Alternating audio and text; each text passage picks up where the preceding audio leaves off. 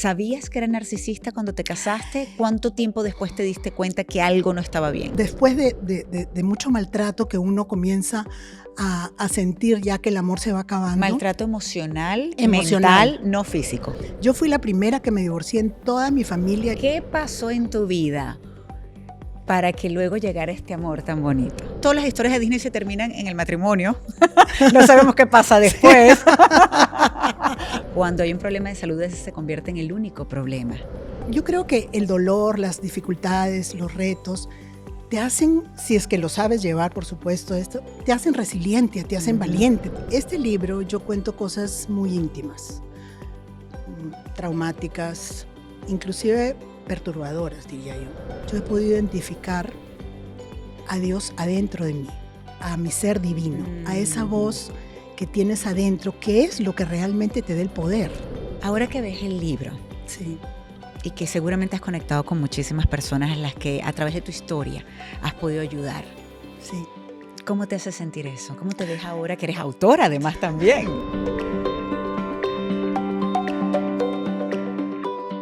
Hola, bienvenidos a Autores. Soy María Alejandra Requena y me encanta de verdad que estén acá con nosotros porque van a escuchar historias que inspiran en este podcast. Vamos a tener la oportunidad de darle voz a muchísimas historias que quizás pueden resonar con la suya propia y sobre todo los va a ayudar a reflexionar, a aprender, a buscar de ser su mejor versión. Saben que por eso es que estamos haciendo este podcast Autores y es para ustedes y también para conocer, por ejemplo, la historia de personalidades maravillosas como la que me acompaña el día de hoy. María Mercedes, gracias por acompañarnos.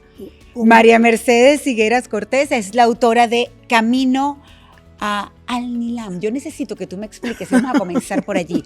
¿Por qué el título de tu libro? Bueno, primero, un gusto enorme, María Alejandra, de estar aquí contigo. Realmente es un placer. Te agradezco muchísimo por la oportunidad. Bueno, a ver, el libro, sí, todo el mundo me pregunta eso lo primero. Al Nilam es el nombre de una estrella. Fíjate, de una, qué bonito. Sí, es una estrella que para mí tiene muchísimo significado, porque es una de esas estrellas de las tres Marías, las que están en el cielo así como en filita. Entonces, yo tengo 2 hermanas que también son Marías. Entonces, mi papá nos decía mis 3 Marías. Entonces, cuando yo estaba escribiendo el libro, estaba buscando una palabra que fuera como alma. Entonces estaba buscando y de casualidad me salió esta palabra. Yo dije, ay, ¿qué cosa será? Me pregunté yo misma. Y cuando leí que era una de las estrellas de las 3 Marías y que además es azul y que es mi color preferido, en fin, una como serie tus ojos, por cierto, si no los ven, si nos están escuchando, tienen los ojos azules bellísimos, con un brillo increíble para todo lo que has pasado. Muchas gracias. Muchos pensarían que por todo lo que has pasado, ese brillo se hubiese desaparecido y resulta que no. Has encontrado, como bien lo dices con tu libro, con esta estrella, que te iba a preguntar si era precisamente por esa estrella de las 3 Marías o por ese quote, esa frase que tienes en tu Instagram, por cierto, que es del Principito, que dice, es posible que las estrellas brillen con la finalidad de que cada quien encuentre la suya. Sí. Qué importante encontrar eso, ¿verdad? Sí, porque para mí entonces Al Nilam significa como mi destino, como mi camino, por eso es que se llama Camino al Nilam. Esa, digamos, ese destino que al cual uno quiere llegar, que por supuesto nunca llegas, porque el camino de la transformación, de la iluminación, de la elevación de conciencia nunca termina. Entonces, pero siempre está la estrella ahí como guiándome, ¿no? El camino no siempre es fácil, tú lo sabes muy bien. Así es. De hecho, con este libro, y te quiero preguntar también por qué decides escribir el libro, pero sé que estuviste casada la primera vez con un narcisista, nada fácil, ya nos vas a hablar de eso, y luego consigues el amor nuevamente, te enamoras, pasas 25 años maravillosos. Así es. Y lamentablemente él fallece, te conviertes en viuda.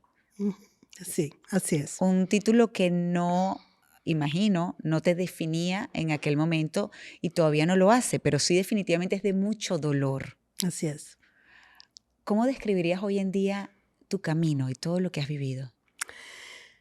Mira, mi camino ha sido difícil, he tenido muchos obstáculos, desafíos, retos, pero todos me han ayudado muchísimo a crecer.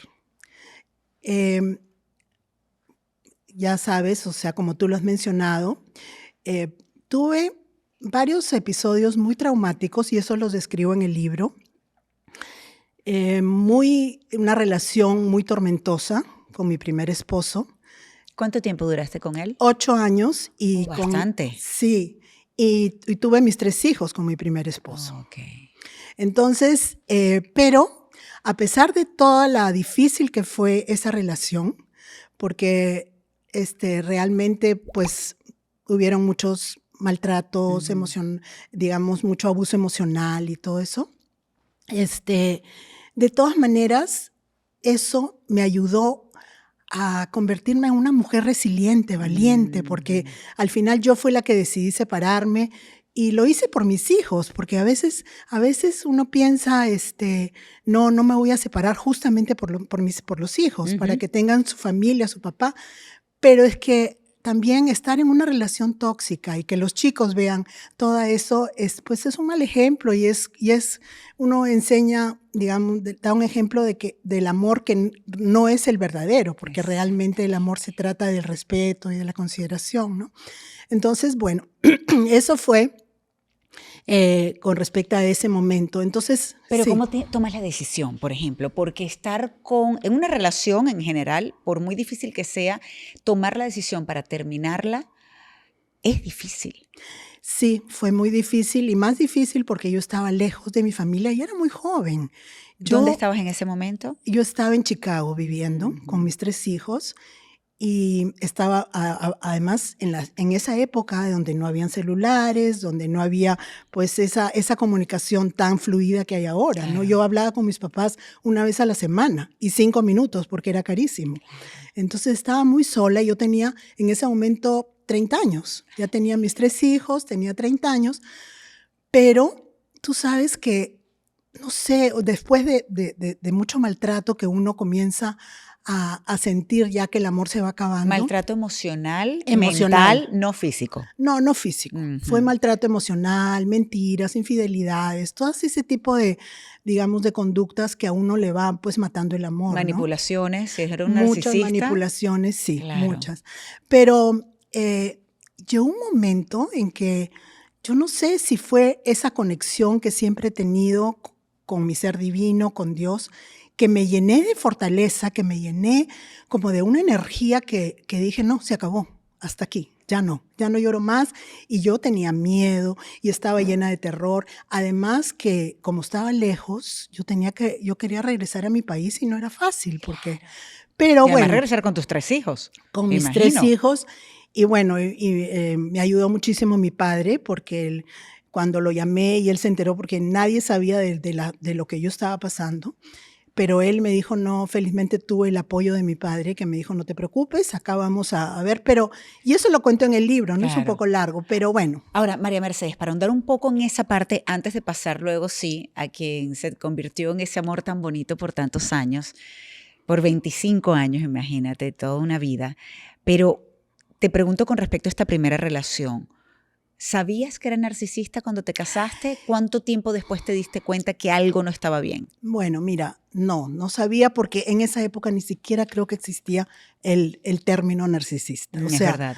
Yo era muy, muy jovencita. Yo cuando comencé con esta relación tenía 16 años, o sea, era una chiquilla, ¿no? Entonces, y no sabía porque no sabía identificar esas conductas, porque además venía de una familia muy bien llevada, de mucho amor, de mucho cariño, 8 hermanos. Entonces, imagínate, sí, una familia grande. Sí, entonces, no, yo claro, no te diste cuenta en un principio. No. Pero ojo, te lo pregunto porque hay muchas mujeres, sí, hombres también, porque hoy en día, pues por supuesto pasa de lado y lado, que no se dan cuenta de esas señales antes de, sino ya después cuando ya están como bien comprometidas en la relación, llegan a casarse inclusive y luego dicen, porque además también el amor ciega muchas veces. Así es. Y al principio no te das cuenta y ves solamente lo bueno, lo que quieres ver, aunque esas alertas rojas, esas banderas rojas estén allí, muchas veces no nos damos cuenta. Entonces por eso era que, sabes, te quería preguntar un poco sobre esto porque quizás hay quien nos esté escuchando o nos esté viendo y diga, ¿será que me está pasando lo mismo? ¿Será que estoy en una relación con un narcisista y tengo que pensar en mí? Por eso te pregunto. Sí, porque yo creo que en el fondo uno sabe, ¿no? O sea, cuando ya comienzan los maltratos, el desamor, la desconsideración, las mentiras, todas esas cosas, bueno, uno va sabiendo que no, que eso no es amor. Ahora, para mí también fue muy difícil tomar la decisión porque acuérdate que yo vengo de una época donde había toda esta creencia religiosa de que el matrimonio es para toda la vida, de que uno no se puede divorciar. Yo fui la primera que me divorcié en toda mi familia, y no te digo, o sea, no solamente de mis hermanos, sino toda la familia, que somos una familia enorme, porque mi mamá nomás tiene como 8 hermanos, tenía, imagínate. Bueno, porque ya no está, pero por eso, entonces fue como... Claro, una presión aún mayor todavía. Súper, o sea, era un momento muy difícil y yo a veces creo que más difícil fue decirle a mi papá que me querías divorciar a yo tomar la decisión, porque ya cuando tomé la decisión ya sabía que ya no había vuelta atrás. Pero ya después encarar todo ese momento, digamos. Sí, los miedos a ser juzgada también. Por supuesto, en esa época había un estigma con la divorciada, ¿no? Correcto. Entonces fue bastante difícil. Sí, todavía lo hay, pero ya no es por supuesto como hace años que si eras divorciada, entonces estabas como que ya te hacían la cruz y listo. Pues no. Yo recuerdo con mi hermano pasó con el segundo y yo le decía, pero es que espérate, Dios tampoco te quiere infeliz. Así es. No puedes estar en una relación que te atormenta, que no te hace feliz, que es terrible. No, eso de que hasta la muerte nos separe no aplica en todos los casos, definitivamente. Pero tomas la decisión, eres valiente en aquel momento, tomas la decisión también por tus hijos. Me encanta que lo hayas dicho, porque uno tiene que predicar con el ejemplo. Y en estos días, con esto de las redes sociales, que honestamente he tenido muy poco tiempo de verlas, pero me salió algo muy lindo y venía un equipo de fútbol, todos bajando de un avión y había un muchacho que los estaba saludando y claro, todos le daban, era como que así, pero este muchacho es un muchacho especial y como que le hacían así, pero seguían. Hasta que llegó uno que venía bajando el avión y lo abraza. Ah, qué lindo. Y ese, que fue el primero que lo hizo, que paró y lo abrazó, hizo que todos los demás que venían detrás de él hicieran lo mismo. Y este muchacho estaba tan emocionado y el título lo que decía es, el ejemplo es importante. Como padres tenemos que dar un buen ejemplo. Tú no podías, te quedabas supuestamente por tus hijos, como hacen muchas personas. Y ojo, no lo critico, es muy difícil, lo sé. Cada uno tiene su historia. Su historia y tiene su momento también, ¿no? También, exactamente.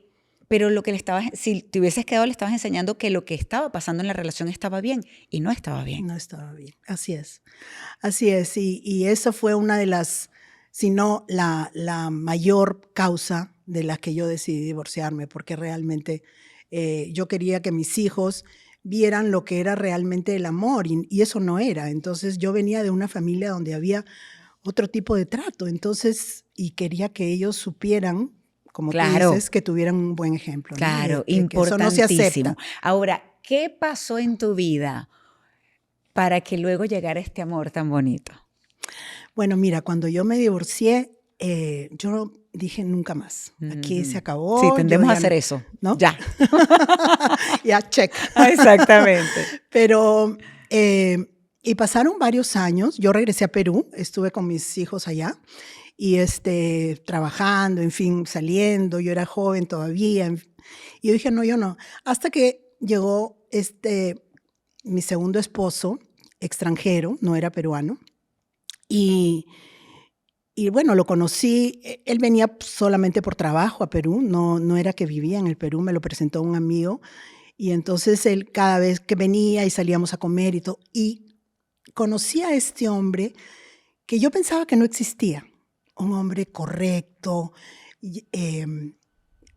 lleno digamos, de consideraciones, honesto. Tú lo veías un caballero. O sea, desde que y no era que fuera tan atractivo ni nada de eso, pero tenía su porte, era como elegante, como muy, su presencia nada más a mí por lo menos me inspiró muchísimo respeto, admiración. Entonces, bueno, comenzamos a tratarnos y poco a poco él, venía a Perú más seguido y creo que en la tercera o cuarta que tuvimos salidas, ya después de que ya nos conocimos un poco más, me dijo, yo quiero casarme contigo. Yo dije, ¿casarme? Yo no, de ninguna manera. O sea, eso está fuera de mis planes y eso. Pero además él vivía lejos. Pero después me dijo, bueno, vamos a esperar, vamos a ir tratándonos y qué sé yo. Él fue muy, muy paciente y muy, ¿cómo te puedo decir? Muy sabio muy inteligente, definitivamente, sí, para para esperar llevar la relación llevando, poco a poco. Y después él pidió su traslado a Perú, se vino a trabajar a Perú, dejó todo. Sí, la verdad que eso ya a mí me impactó, claro. Porque cuando me dijo, mira, ¿sabes qué? Voy a pedir mi traslado a Perú. Entonces yo dije, ahora sí, ¡ay Dios! No, pero además le dije, mira, eso no, porque tú sabes, uno se queda como bien a la defensiva, ¿no? Entonces yo le dije, mira, el hecho de que tú vengas al Perú no significa que yo me voy a casar contigo. Tenemos que ver cómo va, porque es muy diferente una relación de lejos. Claro. Así que nada, bueno, no quiero alargarme mucho en eso, pero sí, entonces encontré esta persona que realmente me cambió la vida. Miedos. ¿Tenías miedo de comenzar esa relación? Y te pregunto por qué. Volvemos a lo mismo. Habrá quien nos está escuchando o viendo y le da mucho miedo comenzar una nueva relación, darse la oportunidad y darle a otra persona la oportunidad porque no quiere volver a sentir dolor, porque le da miedo, por ejemplo, que pase por lo mismo que ya vivió. Sí. ¿Cómo te sentías tú en ese momento? En ese momento, a pesar de ser una persona extraordinaria, sí tuve mucho miedo. Yo me acuerdo haberme mirado en el espejo el día que íbamos ya a casarnos a la municipalidad y que iba con mis hijos. Me miré y yo decía, vas a cambiar de vida. O sea, ya no vas a tener esa independencia, no vas a...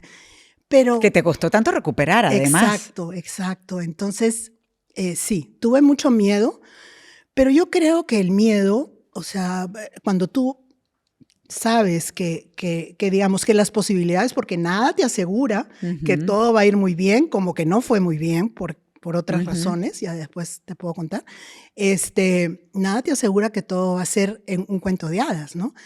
Pero... es que no lo es. ¿no? Por eso todas las historias de Disney se terminan en el matrimonio. No sabemos qué pasa después. Porque la convivencia no es fácil. No es el día a día. Pero además aquí tú tenías 3 hijos. Así es. Entonces está también el mito de que los hombres normalmente pues no ven a una mujer que haya estado casada con hijos porque es un paquete bien grande para muchos, pero aquí definitivamente te amaba mucho. Y eso lo demostraba. Mucho, porque desde el primer momento me dijo, yo quiero conocer a tus hijos, quiero y a tus padres. ¿Él tenía hijos? Sí, 3 hijas, de las mismas edades que mis hijos. Entonces, fuimos así como...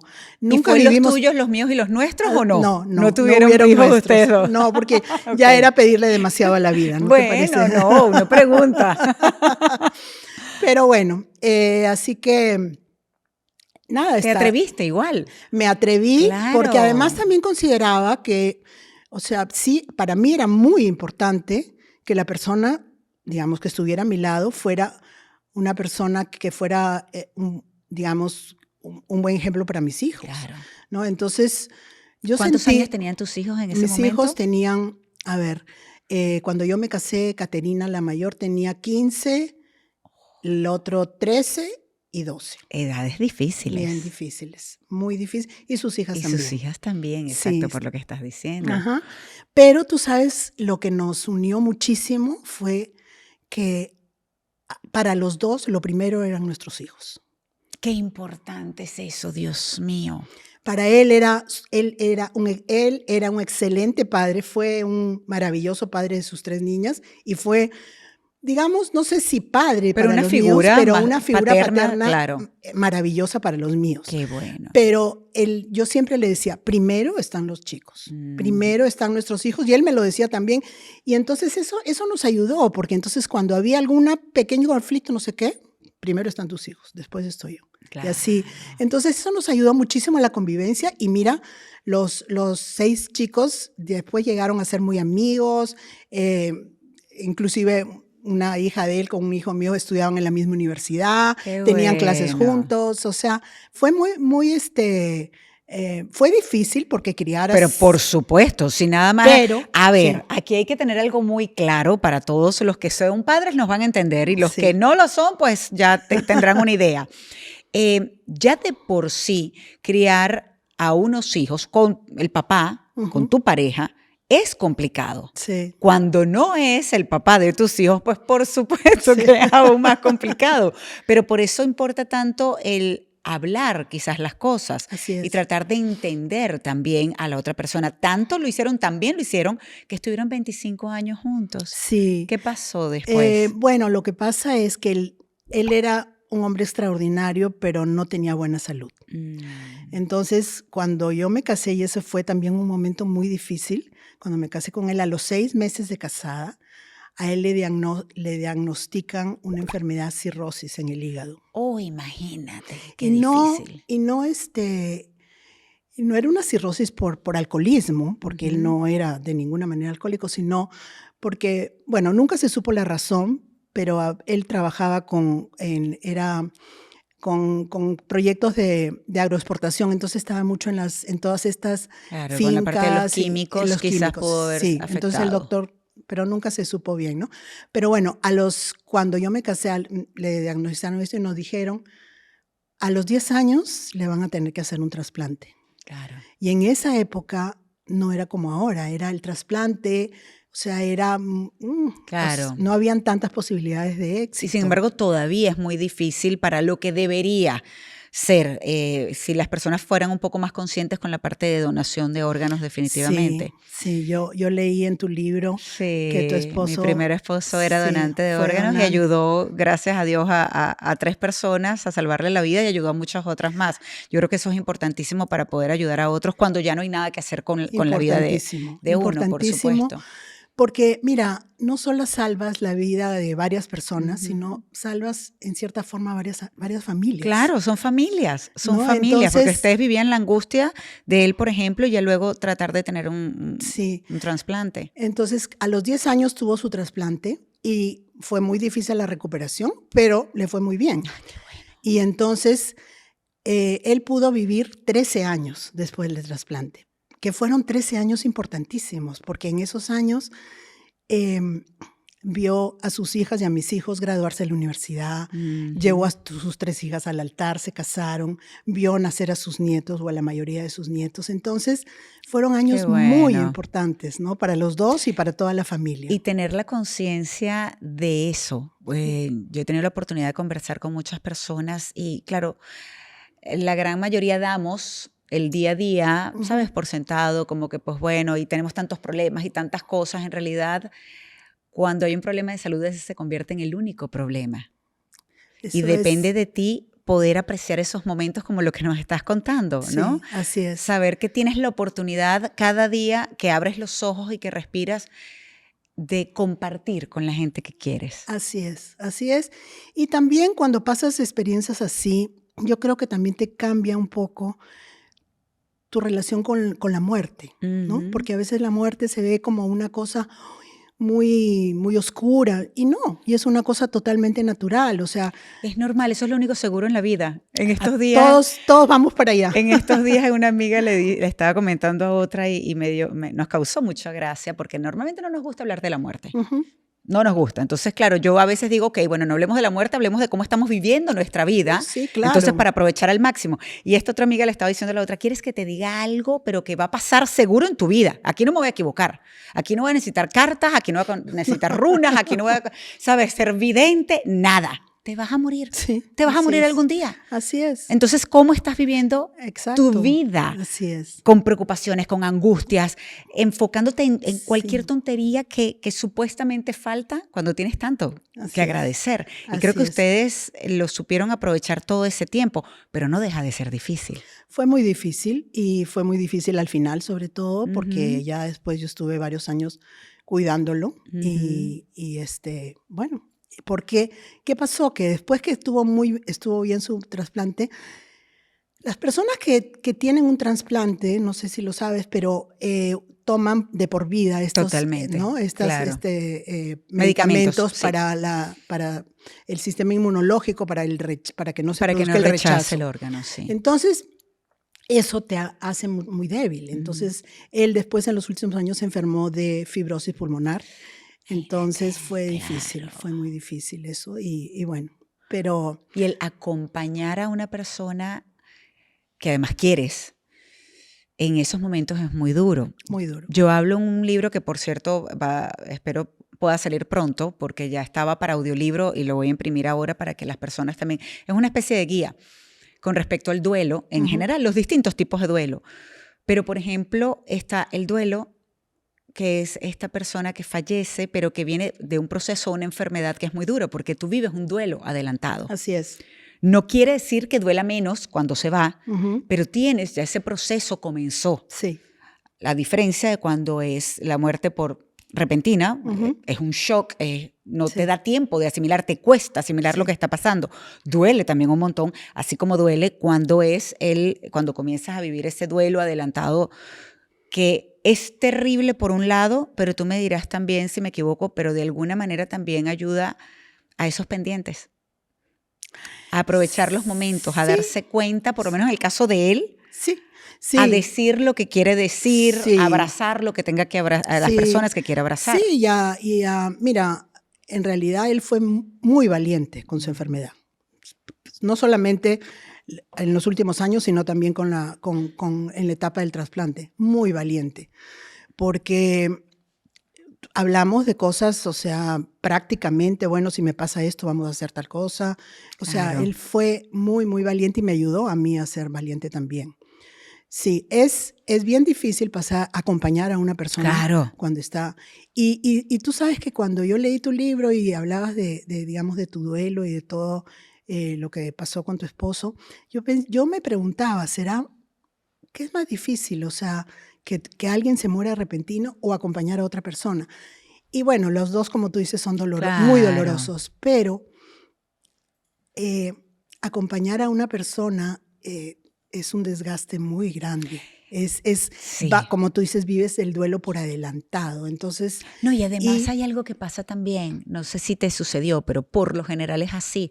Se enfocan en cómo está él y muy pocas personas o nadie pregunta, ¿cómo estás? Sí. ¿Cómo vas tú? Sí. Porque este proceso lleva una carga emocional muy dura. Muy dura.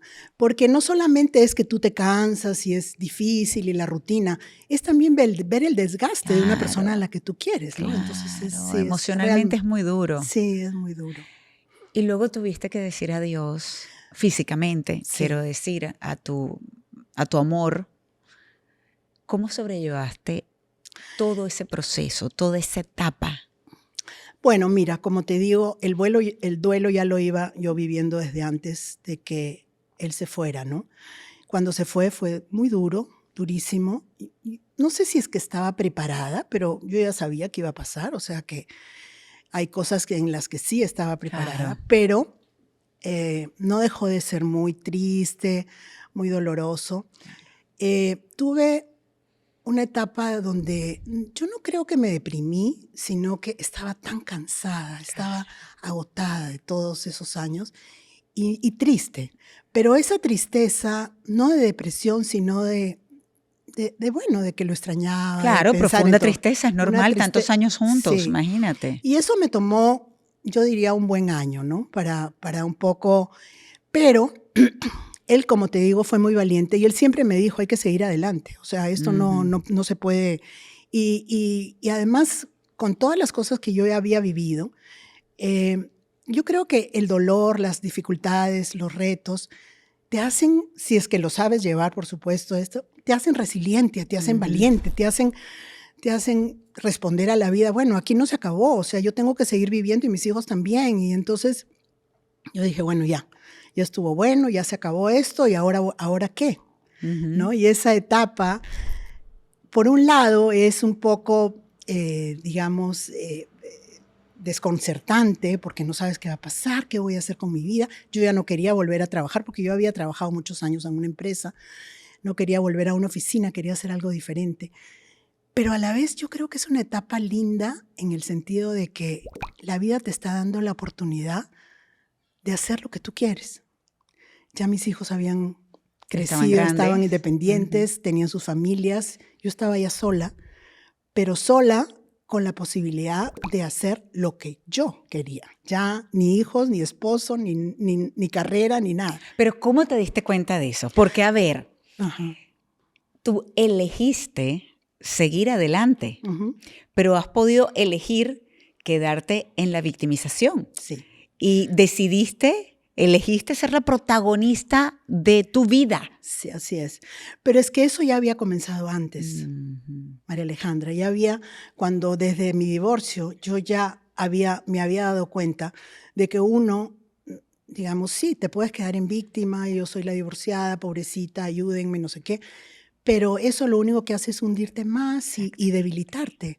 Entonces, cuando ya tú conoces lo que es, tú sabes, empoderarte, salir adelante. Entonces, yo ya venía con todo. Por eso es que las cosas pasan por algo y yo siempre pienso que los retos, las dificultades, todo lo que uno va viviendo, te hace fuerte, te hace, definitivamente. Si es que lo aprovechas. Si sabes exactamente, te das cuenta, es verdad, son momentos difíciles. Y ojo, no hay momento correcto para el duelo, no hay tiempo para ello, no hay forma de vivir el duelo, no, que tienes que hacerlo así. No, para cada quien es distinto. Así es. Pero lo que es igual para todo el mundo es el poder que tenemos de elegir cómo enfrentar lo que sucede. Así es. Y tú elegiste enfrentarlo de una manera increíble, asumiendo la responsabilidad de tu vida y dispuesta a aprender, no importa la edad que tengas. Y me encanta porque eso es parte de lo que dices. Si no me equivoco, creo que a los 69 años, déjame que lo tenía anotado por acá, estabas dispuesta sencillamente y sigues dispuesta a aprender todo lo que puedas aquí. La reconstrucción emocional a sus 69 años. Eso me encantó. De hecho, le puse acá, por cierto, aquí lo tengo, dice, love it. ¿Por qué no termina? Bueno, yo me quedé viuda a los 61. Entonces, y todo este año. Entonces, después, como a los 62, comenzó mi recuperación, mi transformación. Y te voy a decir, en estos años, yo creo que ha sido, no sé si la mejor época de mi vida. Imagínate, a pesar de todos los dolores y las pruebas y las dificultades, porque comencé a descubrirme, digamos, de lo que era capaz y comencé a estudiar, comencé a tomar cursos. Todo empezó con un retiro, porque cuando uno busca, encuentra. Sí. O sea, por dónde voy, qué es lo que hago, ¿no? Yo hice también un retiro. Yo dije, yo tengo que hacer un retiro de autoimpuesto, algo. Tienes que cambiar.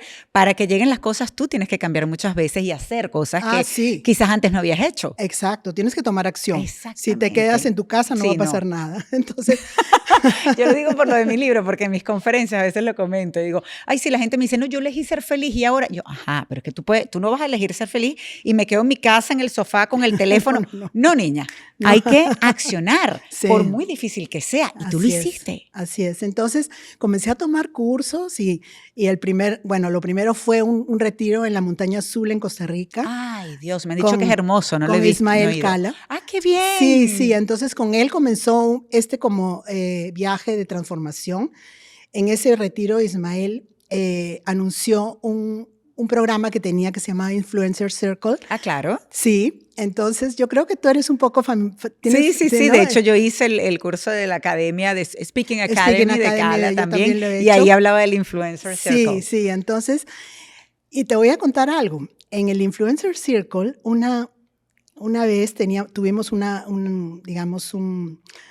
sesión, un seminario presencial en las oficinas de Brickell Key. Ah, claro, exactamente. Ahí era donde estaba CNN antes, ahí trabajaba yo también. Un día yo entré al baño y tú estabas ahí. ¡Ah, imagínate! Y entonces era el 2019. Para mí, mi esposo falleció el 2018. Ah, mío también. Por eso. Sí. Entonces, en el 2019, y yo estaba todavía muy afectada. ¿Cuándo de 2018 falleció? Él falleció el 28 de febrero del 2018. Ok, a principios igual que Ismael. Entonces, y esto era ya como el 2019, yo diría como, ya había pasado más de un año. Entonces, sí, era como octubre por ahí. Y yo entré y tú estabas ahí. Yo no sabía ni siquiera tu nombre. Yo sabía que, ay, sí, esa es la chica de la televisión. Y te miré, y tú me miraste, porque estábamos lavando las manos, me miraste, me sonreíste y me dijiste, no sé si buenos días o que tengas un bonito día.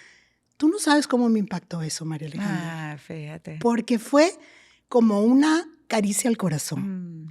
Porque tú sabes, a veces uno está pasando un momento difícil y que alguien se dé cuenta que estás ahí, se dé cuenta que existes, y que te dé una sonrisa, sinceramente te lo digo, y siempre se me quedó grabada. Ay, tan linda, muchas gracias. Sabes que tengo una amiga, mi mejor amiga, que está pasando por cáncer de mama, y en estos días pasó algo parecido. Ella iba y una señora le dijo, ay, qué bonito tu pañuelo. Ella tenía un pañuelo puesto ese día. Y él le dice, ay, muchísimas gracias, bueno, que tenga buen día, le dice mi amiga, porque de verdad tiene una actitud increíble. Y la otra persona le dice, qué bien, qué bella sonrisa, tienes una sonrisa hermosa, de verdad, que tengas buen día, y se fue. Y ella se quedó pensando y dijo, es increíble como ella no sabe todo lo que yo estoy pasando. Pero sin embargo ese momento, porque la otra le dijo que le había alegrado el día. Y dice, si supiera todo lo que yo estoy pasando, y sin embargo, fíjate, es ese momento, esa sonrisa que uno no sabe cómo puede ayudar a la otra persona. Y fíjate, las dos estábamos pasando por un momento difícil. Exactamente. Y sin embargo, hubo una conexión. Yo el otro día que después dije, increíble, ahora estoy con ella aquí conversando. Fíjate, ahora estamos tiempo después hablando de tu libro. Sí. Ahora que ves el libro. Sí. Y que seguramente has conectado con muchísimas personas en las que a través de tu historia has podido ayudar. Sí. ¿Cómo te hace sentir eso? ¿Cómo te ves ahora que eres autora además también? Gracias. Me hace sentir muy bien. Mira, este libro yo cuento cosas muy íntimas, traumáticas, inclusive perturbadoras, diría yo. Entonces no fue fácil por mis hijos, porque para ellos habían cosas que ellos no sabían. Entonces fue todo un reto, digamos, contar mi historia así tan crudamente como lo hago, porque la hago con una intimidad, desnudo a mi alma prácticamente. Entonces yo tenía la expectativa, ay, ¿qué van a decir la gente? ¿Cómo va a ser? No sé qué es. Entonces, bueno, pero yo dije, no, yo lo voy a hacer. Hay esa voz interior que me decía, tienes que hacerlo. Sácalo. Y mi hija, tengo una hija y dos hombrecitos, 2 hijos hombres, me apoyaron, me dijeron, ¿sabes qué, mamá? ¿Es lo que tú quieres hacer? Hazlo. O sea, ellos fueron valientes también porque yo me exponía, me expongo de una manera muy, digamos, real. Muy real. Como eres. Pero ¿sabes qué? Te felicito. No todo el mundo tiene la capacidad de exponerse de esa manera, de ser vulnerable en este caso. Pero también es la única forma, y yo eso lo comenté en algún momento con alguien que me dijo, sabes que tú al escribir el libro y al publicarlo, pues la gente se va a sentir con derecho y te va a juzgar. Por supuesto. Y le dije, sí, pero también yo tengo que ser lo más honesta posible para que quien esté pasando por un momento difícil se dé cuenta que lo que yo estoy contando es real porque ellos también lo están pasando, ellos también lo están viviendo. Si no lo cuento así, no se van a sentir identificados y quizás no voy a ayudar de la misma manera. Así que tú siendo tan vulnerable, tan transparente, permites que otras personas puedan reflexionar, darse cuenta y de esa manera las estás ayudando. Sí, y eso es lo que me ha pasado porque todas las personas que han leído mi libro, bueno, las que me lo han comentado y me han comentado muchísimo, me han mandado mensajes. Yo presenté mi libro en Perú, que era un poco para mí también difícil porque yo ya, mi gente, la gente que me conoce, mi familia, mis amigos de toda la vida, y fue tan bonito, tan reconfortante porque nadie me dijo, ay, ¿cómo has hecho eso? Al contrario, todo el mundo me aplaudió, me agradeció.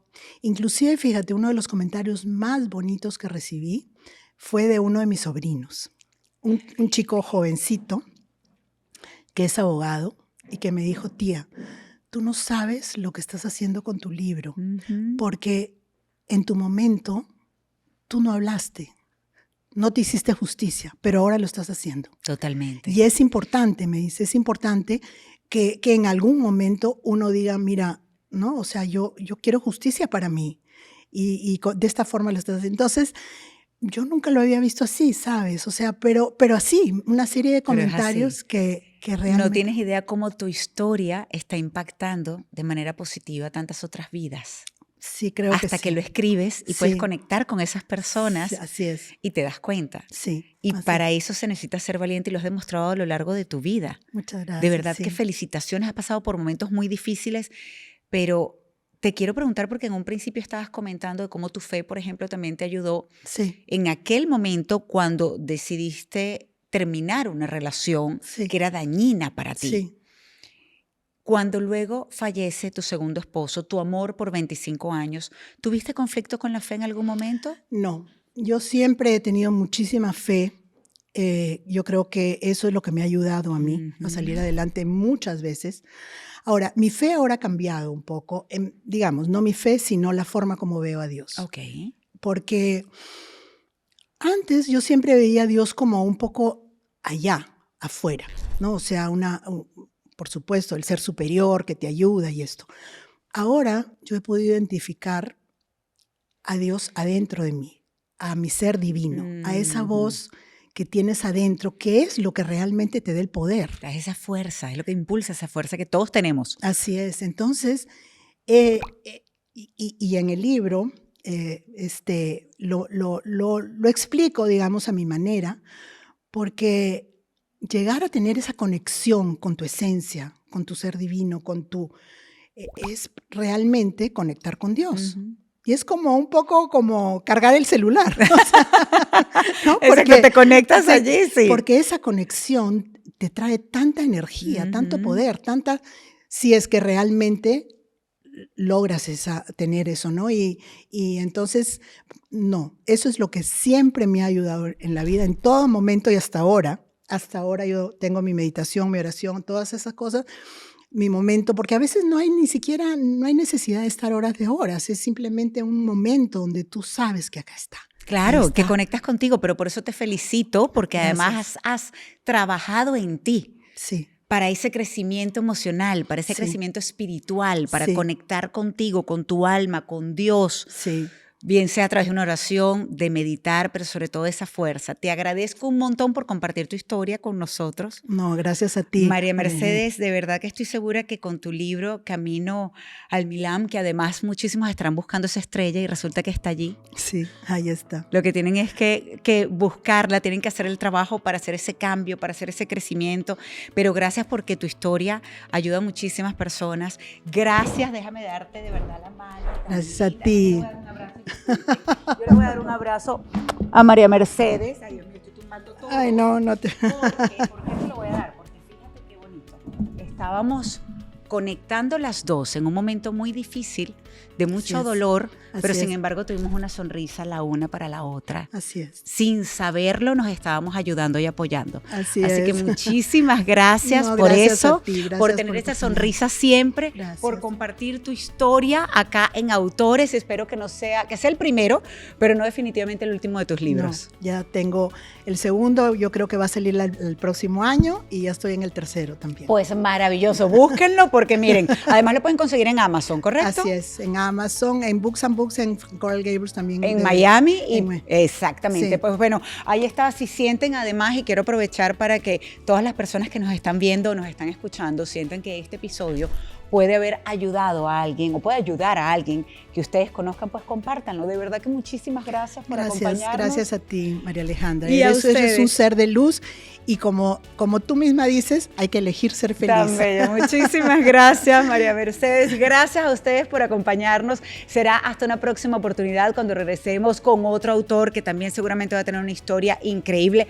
Pero por ahora ya saben, fíjense, escuchen su corazón, su alma, a Dios y busquen su camino, en este caso como el camino de Al Milam de María Mercedes. Aquí lo tienen y será hasta una próxima oportunidad. Besos.